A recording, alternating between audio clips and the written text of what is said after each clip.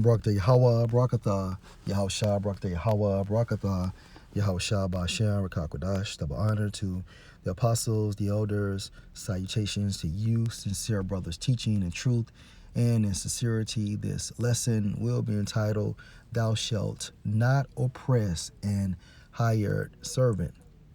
Lord, will you are edified. This article is entitled, Labor Shortages Leading to Deceitful Hiring Practices. It's no secret labor shortages are affecting companies worldwide.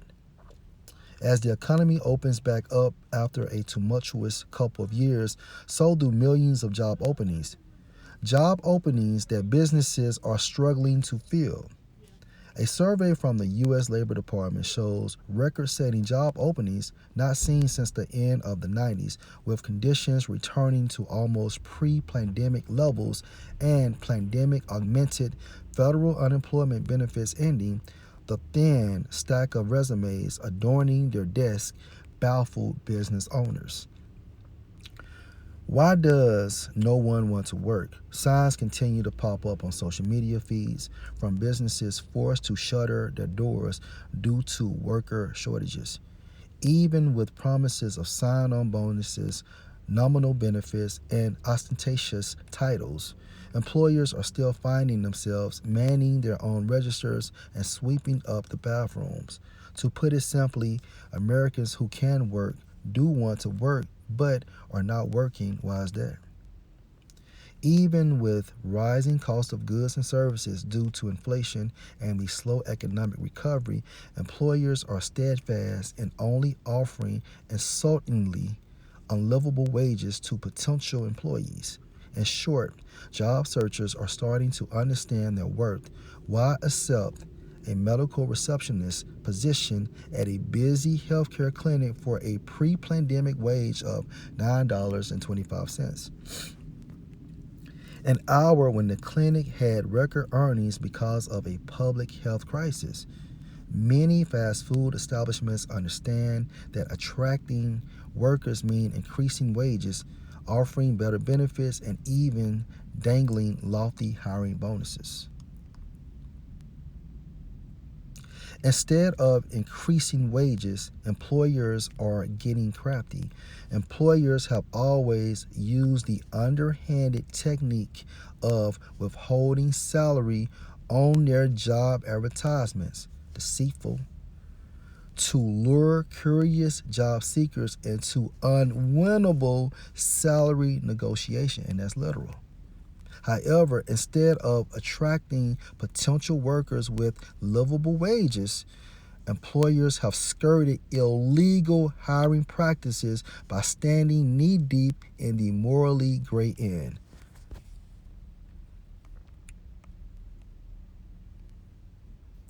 Deuteronomy 24:14, Thou shalt not oppress an hired servant that is poor and needy, whether he be of your brethren or of thy strangers that are in thy land within thy gates.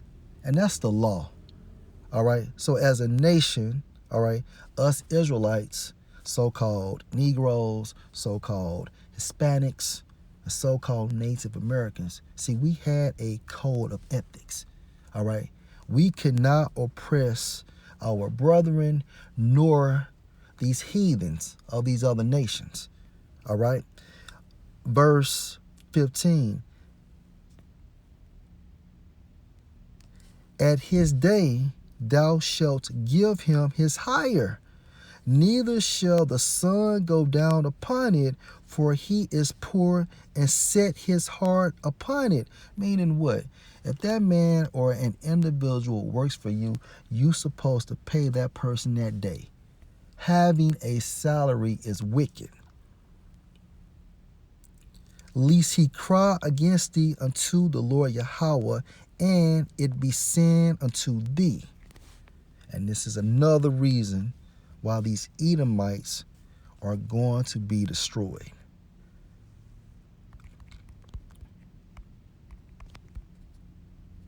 James 5:4.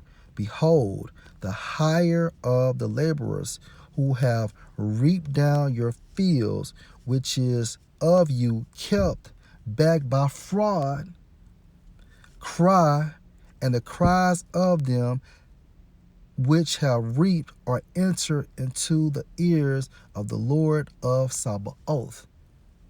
Meaning what? Lord of the host, Lord of the armies. All right? And Yahweh Ba'Shem Yahushua hears our prayers, beginning with the elect of Israel. Lord will, we are the elect. And he knows how the nobility of Edom is oppressing us within this system. And part of this oppression, okay, you can equate being defrauded by so-called unwinnable salary negotiations. They tell you one thing, however, when it's time to sign that contract, it's a different thing. When they can afford to give people a higher hourly wage. And again, employers have always used the underhanded technique of withholding salary on their job advertisements to lure curious job seekers into unwinnable salary negotiations.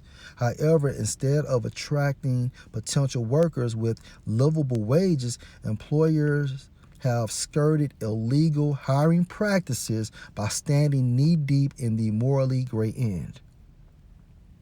Withholding salary information on job advertisements is one thing, but flaunting much higher wages than what is actually being offered is another. And that's what they do.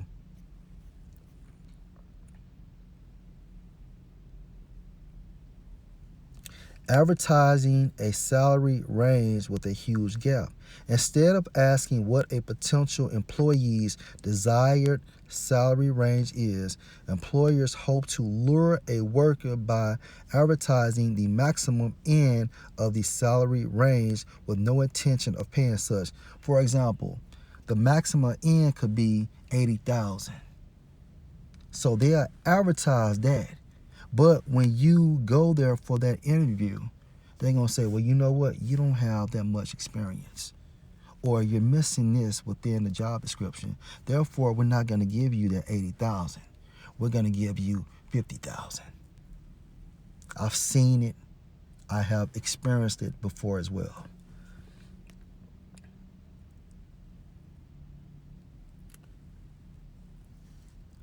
Employers hope to lure a worker by advertising the maximum end of the salary range with no intention of paying such.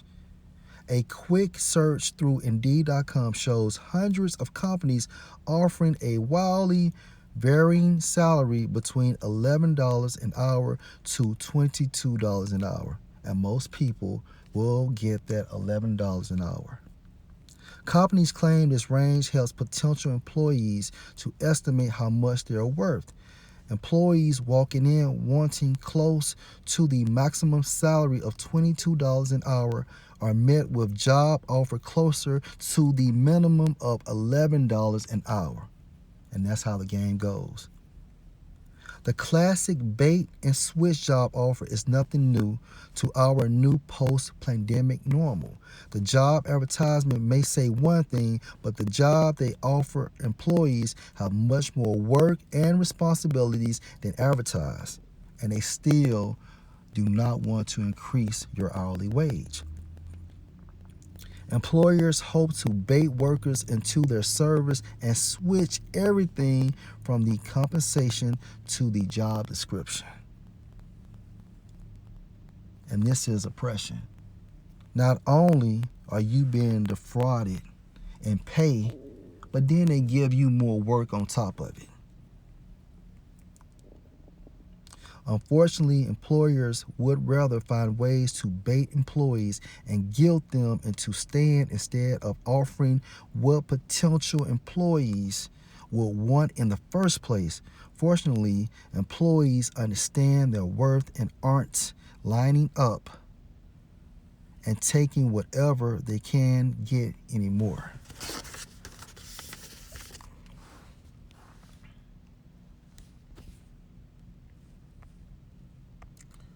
Let's go to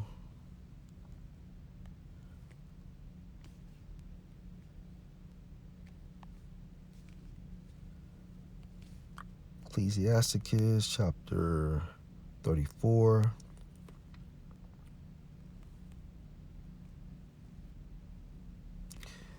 Verse 21.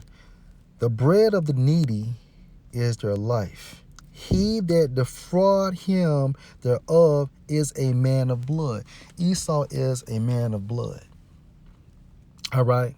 And he has defrauded us in every form and in every way. But for the focal point of this lesson, dealing with employment, on how he tells you that you can make a potential $40 an hour, and you get there, you're getting the minimum, maybe 20-something dollars an hour. And then he gives you more work on top of that. And then you don't get paid that day. You get paid bi-weekly. And if you work for the state here in Mississippi, you only get paid once a month.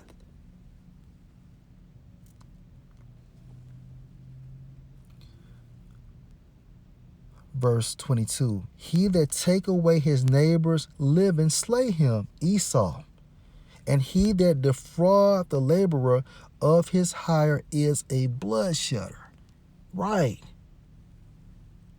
Because not to mention, you have families that could consist of a house of 6, a house of 7.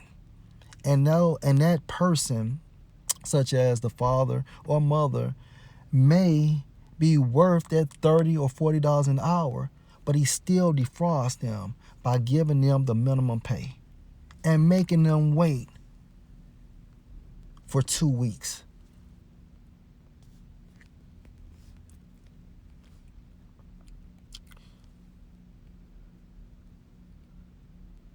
Ecclesiasticus 4:1, my son, defraud not the poor of his living, and make not the needy eyes to wait long. Meaning what?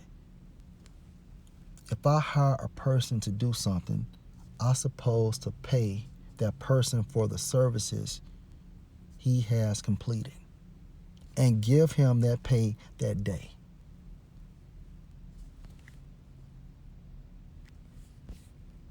Last precept, Isaiah 51, verse 14. The captive exile hasteneth that he may be loose, and that he should not die in the pit. And this entire system, which is classified as a pit, is created to continue to oppress us, nor that his bread should fail. And all we want is our bread. That's it. If we provide a service, pay us for that service. And like I stated before, this is another reason why judgment is coming down on the nation of Edom, beginning with the nobility, because they have defrauded us and the entire world. Lord, will you edify? Shalom.